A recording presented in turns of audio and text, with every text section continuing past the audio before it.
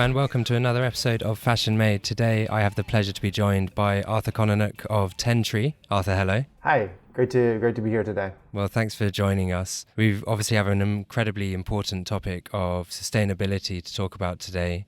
Tentree's story is certainly one that's very unique. I'm not going to tell it. Arthur, I'll let you brief the audience on what Tentree is and what it means. For those who haven't heard about Tentree, we're a lifestyle apparel company based out of Vancouver, Canada, and we plant 10 trees for every item we sell. It's in our name. So we position ourselves as what we like to call an environmentally progressive lifestyle brand, with not only giving back through planting the trees, but providing clothing that are environmentally sustainable from the ground up, to both connect our consumers for the ecological sense of the clothing that they're making, but as well connect them to a deeper, more communal impact with planting of the trees around the world.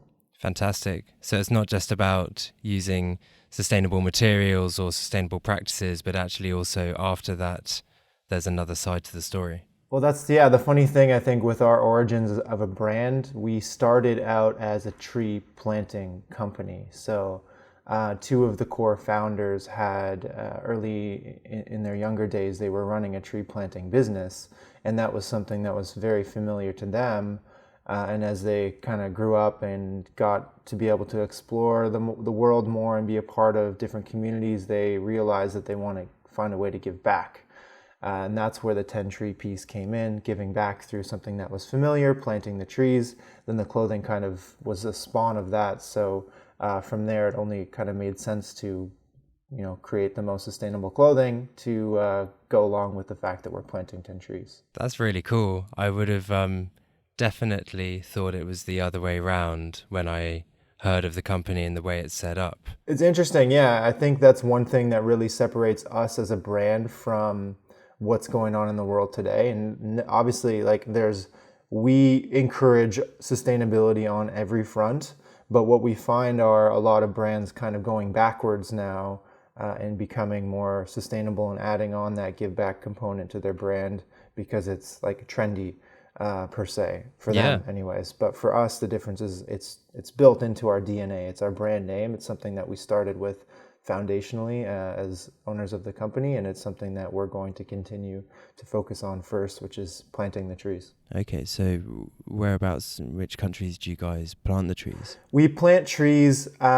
We have about 10 locations around the world that we plant trees. We plant in Madagascar as our primary planting site. We're getting to be around 9 million trees planted there alone. It's a very, very special story for us. As a brand, just having some people from our team had the fortune to actually go there and be a part of planting the trees and see the communities that we're helping flourish there. But yeah, every planting operation that we have around the globe has a different kind of need and a different benefit. So a lot of people will come to us asking, first question is, what do you do? Second is, where do you plant the trees? And then the third is usually, well, why not North America? Why not my own backyard? Which we get a lot, and the answer there is really what we focus on with our planting is the same with our manufacturing. Is we focus on what is going to have the most impact for not only the environment but the people. And with the planting of trees in Madagascar is a unique example. We're reforesting areas along the coast that have been deforested and eroded from basically water washing up against the coastline.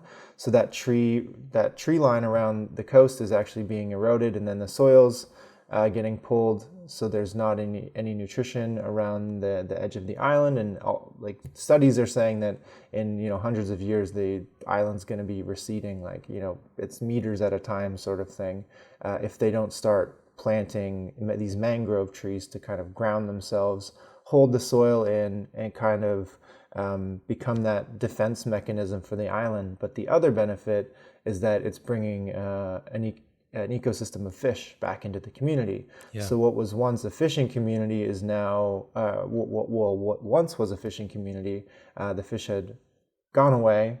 We've planted these 9 million mangroves, and this village that we've supported is now a thriving fishing community and a planting community, all from trees, which is kind of insane.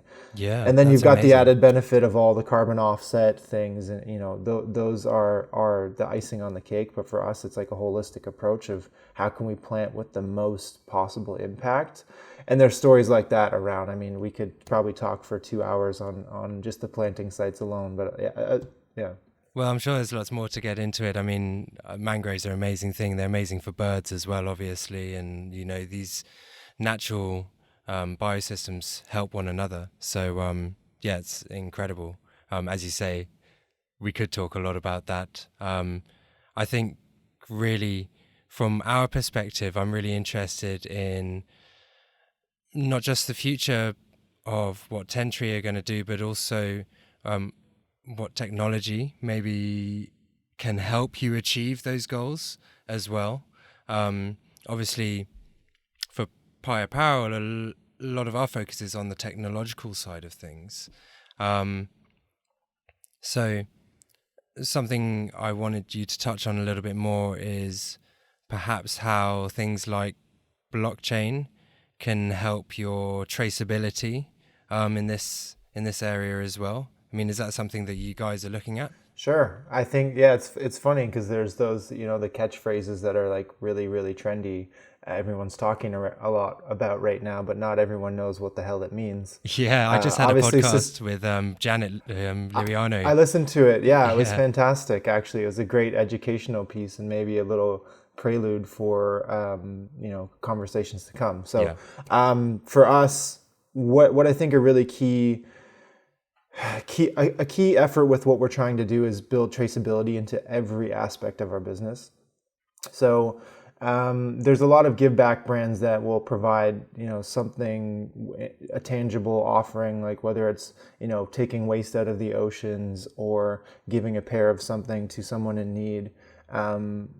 But the difficulty there is really building that trust with the consumer in today's changing world with the amount of access to information.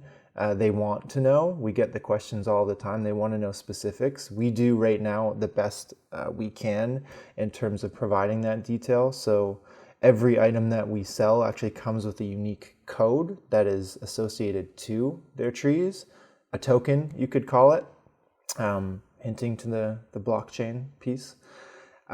So yeah, we've got our tree tokens now that come with every item, and that is really a kind of confirmation or the ability for someone to maybe claim their trees. So ideally, I mean, they're registering something that's already been done. We've planted the trees on their behalf before they register the code. The registration of the code is like registering a warranty on a new product. So what that means for us is really tracking that traceability from our farmer who's, say, in Madagascar planting the mangrove trees and keeping tally on his own, but building a bigger system of record for maybe where the GPS coordinates would be for that group of 10 trees or even each individual trees, finding a way to mark that with new and upcoming systems that tie into the blockchain, but also having like a bigger kind of full circle reference for our consumer that actually ties into the apparel side. So as you were talking about the last podcast, is really finding a way to have the traceability in that supply chain from the trees as well as the materials and manufacturing. So if we're looking at things like organic cotton and recycled polyester, those in ways are certifications that get vetted by somebody, and it's on our database now in a system, but it's maybe not in a system for our consumers to easily access. So what we're working on in the future is really marrying those two efforts from the manufacturing side, the sustainability manufacturing side, the sustainability side of planting the trees, and building a full transparency system on something that we already have, which is our tree token program, and using the blockchain as a system to actually manage that and provide the information to our consumers. Yeah, it's a great goal. I mean, how difficult is it to try and achieve this kind of thing, and how far away might we be from it actually happening? Well, I think the most interesting thing about how the blockchain is working is that not only is it all open source, in the spirit of transparency, everything is there. So the building blocks are really easy to get access to. The second thing that we've found really looking at the industry is that there's a need and there's a desire and willingness for this to happen. So there are a lot of people that are willing to collaborate, especially on the development ideation side of actually getting the blockchain integration going. For us, I think the bigger challenges are really going to be further down the supply chain in areas where, let's say, they don't have internet. Example is the coast of Madagascar and Mahabana, our village, where they might have a cell phone, but they're not going to have cell service. Mm-hmm. So again, there's interesting systems that you can use in the same place that don't rely on having a connected network to kind of create smaller networks within villages. So they could, in ways, maintain their own database through different planting groups. And as long as eventually that main database can get pushed to an actual network, then we get that information uploaded and there's a full record of everything. So I think there's definitely a lot of challenges for achieving what we really want to do, and that's full traceability. When you buy a piece of clothing from us, on any article, you're going to know exactly where the cotton was grown, who grew it, who milled the fabric, who sewed it, how it got here. That's like, cradle to consumer. And then the other side of it is going to be exactly what the tree planting is, where those two paths converge on a timeline of, when the donations were made to our nonprofits to get the contract going. You can see the whole contract with full transparency. You can maybe see who was the planting foreman that was responsible for the group to plant it, get GPS coordinates for where they are, and have everything in kind of one tight system. Yeah, I mean, it's I really can't wait for that day to come. It's really exciting. Us as well, and I think as I said, we have been doing this for now about 3 years, the tree token registration, but it hasn't found its way into the blockchain space. But it's amazing, just coming to PI and listening to people talk about emerging technologies. It's really, even listening to other speakers on the podcast, it's really apparent that the change is happening, and a lot of people are not only coming forward with different innovative ideas, but also they're willing to collaborate on them as well, which is equally important. Yeah, absolutely. I always say that's the most important side of this, is that willingness to work with people that you might consider to be a competitor, but they're not. We're all in the same team here. Exactly, and that comes back to us. Like, one thing that we've always said is, if like a Nike or Adidas tomorrow suddenly decided that they want to plant trees with every item that they sell, we welcome it, because we want more trees to be planted. We're not seeing it as a competition. We're seeing it as us inspiring other people to do great things. So we definitely welcome it in a lot of ways, and we want to be collaborative and communal with it all. Yeah, well, you've stolen one of my questions for you there. I was going to ask you, what would you do if someone else came and thought, that's a great idea, let's just do that? You'd welcome it. Well, I can still answer the question. It's because it's one that it crosses through our mind, obviously, in the positive way. Yeah. And we see it. We see, not to say that, we're the ones inspiring people to do these things, but there definitely have been copycats in our space, big or small. But what's really important for us, I think, is what we like to say is we're sprinting, and we are so far ahead in our mind that it doesn't matter. Mm-hmm. They can catch up to a certain point, but these conversations that we're having about using blockchain and having traceability of our trees and our product is something that is going to take those companies years and years to figure out. We're still small, relatively small. Mm-hmm. We can flip switches and try things and make mistakes and learn and be a lot more nimble. And I think that's something that we're going to keep as a business as we grow, and keep that a part of our core foundation and our attitude towards how we do things. Is even if we get to a big size, we want to be nimble and innovative and move quickly. And I don't think a lot of people are really able to keep up with us. No offense to anyone listening. Hey, yeah, it sounds like a challenge. That's great. I've got this image of you guys like the smiling Usain Bolt, just sort of sprinting, sort of yards ahead of everyone else. Good. Keep it Exactly. up. Yeah. I mean, that's a hard thing, right? Is to grow and keep that agility. I mean, really hard.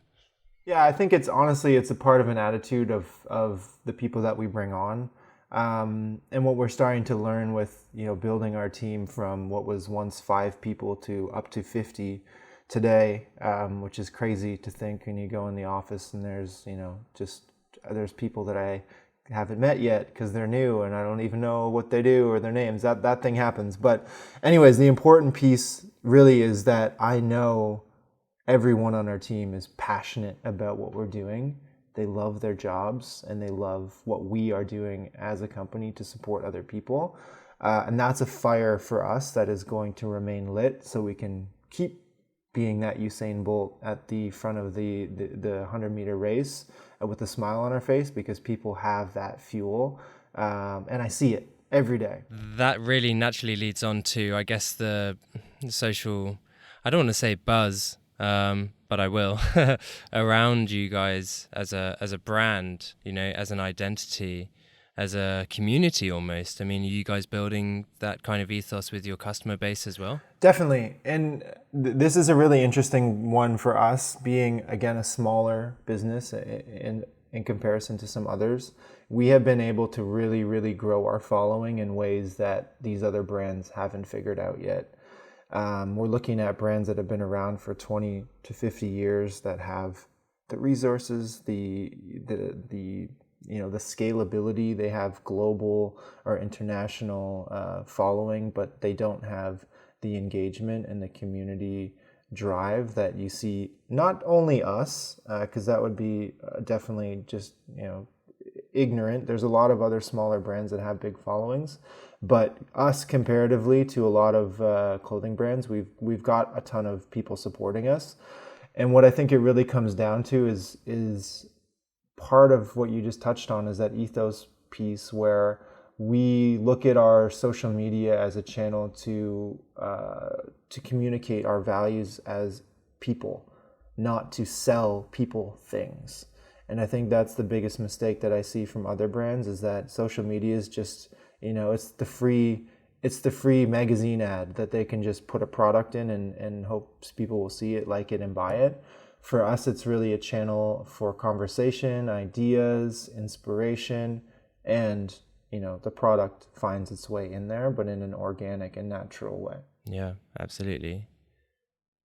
It's truly social in that regard then. Absolutely. And I think I might offend some people with this, but what I think the way that we are moving as a society, younger people are less and less interested in religion and traditional norms. And what that ends up meaning is that they need to find community in different places. And what a lot of people are starting to say is that, brands are becoming the new religion. They're becoming that new communal group where you can find people with the same beliefs. And those beliefs don't have to be spiritual beliefs. They can be environmental beliefs, in our case. So we have a lot of people that believe in the same things that we do, the people on our team versus the people that actually follow us on social media. It's really amazing to see that transition in a positive way, because there are people out there that have views that maybe are different from other people, and they can find a community through a brand. It's really, really empowering for us when we think of the ability for us to really help course and shape younger people's lives and be kind of an environmental leader for them, inspire them to make positive change rather than inspire them to purchase more product for us.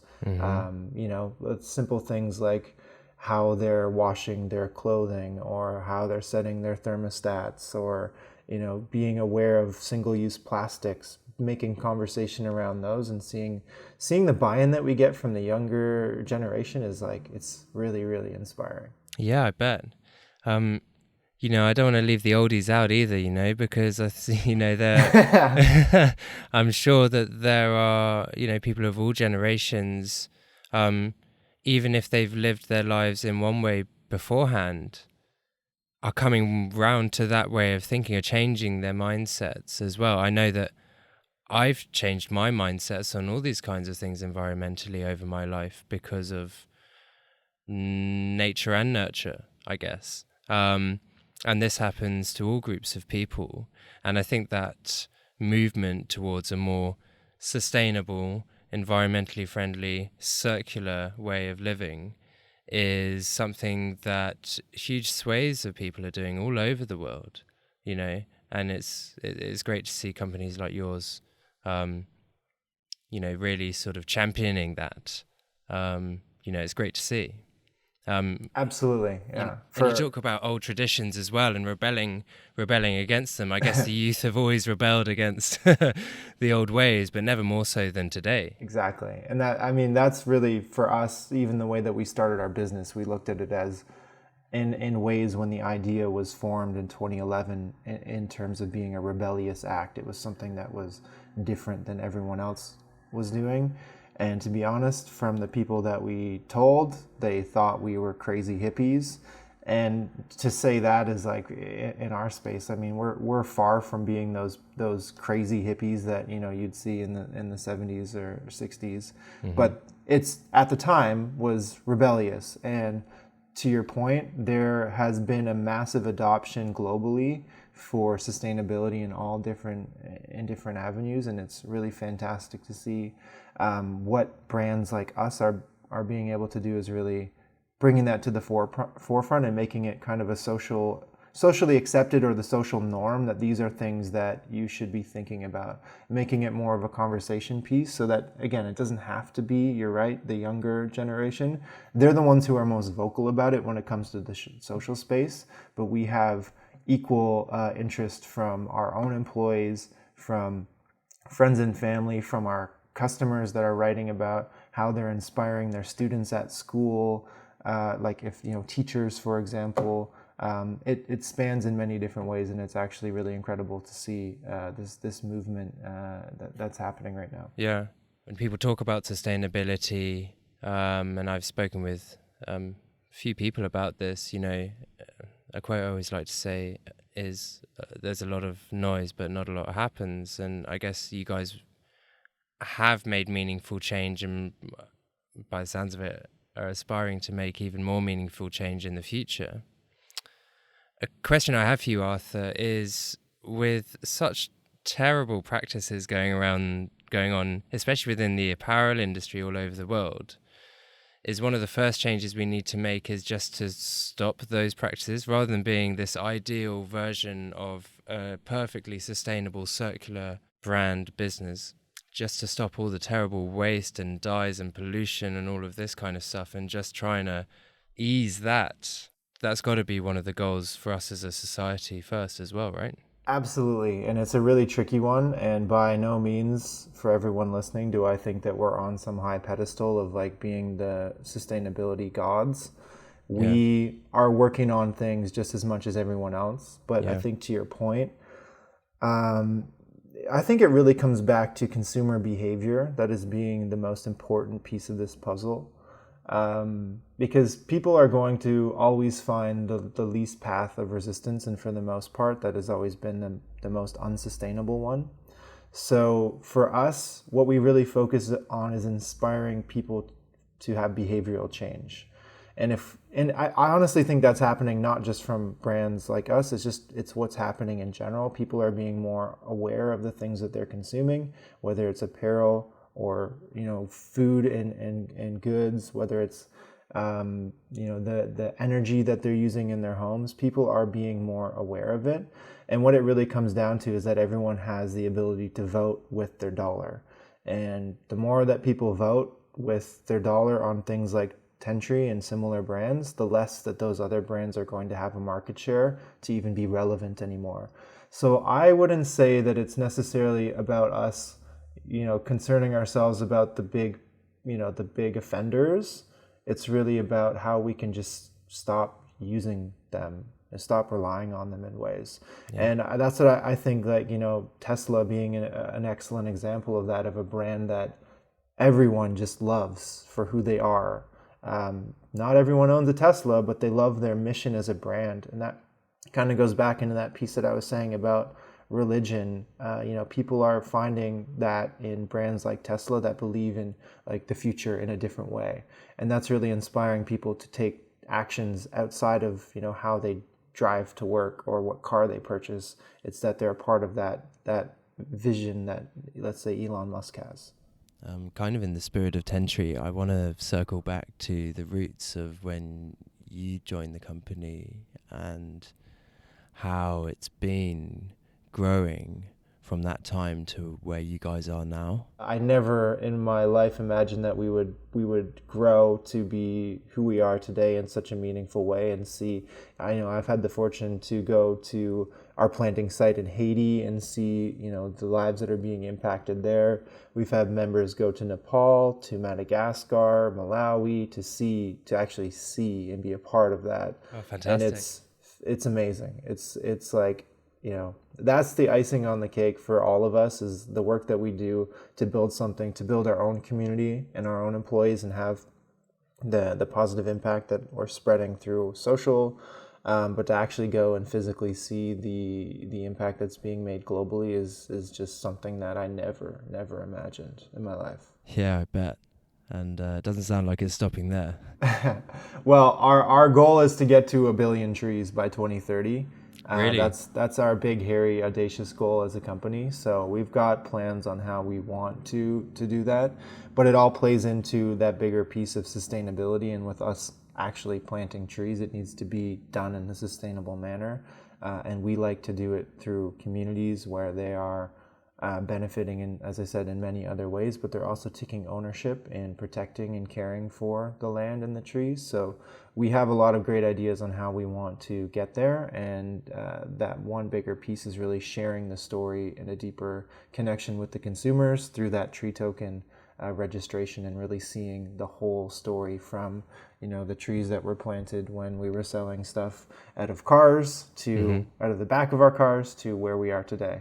Do you mind sharing one of your plans for how you're going to get to 1 billion trees? One of our plans, I think, is really looking at, and this is coming quite soon, is looking at how we can make Tentree more accessible to a lot of other people. So one of the questions we get from our customer care team a lot is, people want to contribute, they maybe don't want to buy clothes.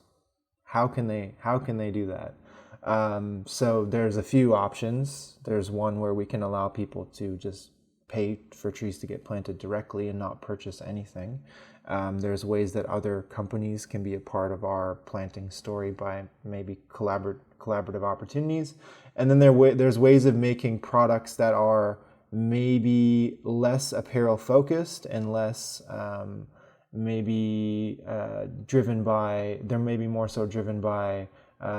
replacing something that is not currently sustainable in their lives as a more eco-friendly option at a lower price point, where we're able to plant trees and get more people involved, getting more age groups involved. So that's maybe looking at different demographics, because right now our apparel is really focused on that younger millennial group. So there's a lot of other people that don't wear that product that want to participate. So opening it up essentially to those people. Sorry if that was a very vague and mysterious answer, but no, it sounds like there's lots of opportunities there, and you guys have really put your heads together. Look, Arthur, I'm sure we could talk for hours, but podcasts can only last so long. So exactly.